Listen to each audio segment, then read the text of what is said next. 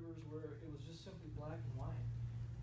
It's clear from observational data, from ethnographic interviews we've done, from photos over the past 100 years, and 2 separate water model studies that have been done on the Scott, that the Scott is flow impaired.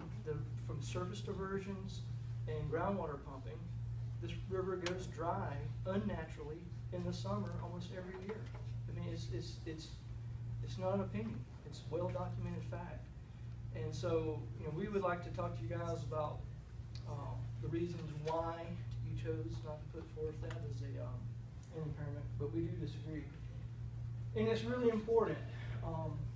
These issues are very difficult, and folks in this room do have their entire livelihoods are tied up in their farms and ranches. It's tough to make a living as a hay farmer. I know. I spent my teenage years hauling hay in South Carolina, and it's a hard way to make a living.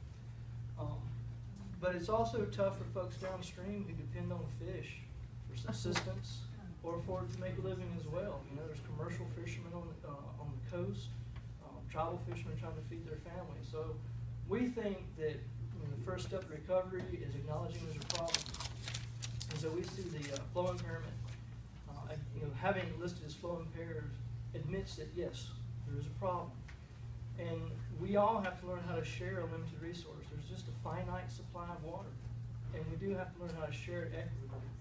And we think that farming and fishing are compatible activities. And the tribe and others we work with have worked on agreements with other parties in the Klamath Basin, including the farmers on the Blue Water Irrigation Project, including farmers off the irrigation project further up in Oregon. And we think that those kinds of agreements and solutions can work out with folks in Scott Valley too, but there has to be a real willingness to acknowledge what the problem is and sit down and have that conversation. I'd also point out that having the rivers flow listed is precedented. There's already rivers in California that have been listed here due to flow. Hundreds of thousands of miles of streams across America have been listed as flow impaired. So we think there's a clear precedent there for that kind of activity. And the last thing, my wife and I have 2 boys. The oldest one's 9. And when my first son was born, my wife was a PhD candidate. And in that time that he turned 9, she's now a tenure track professor.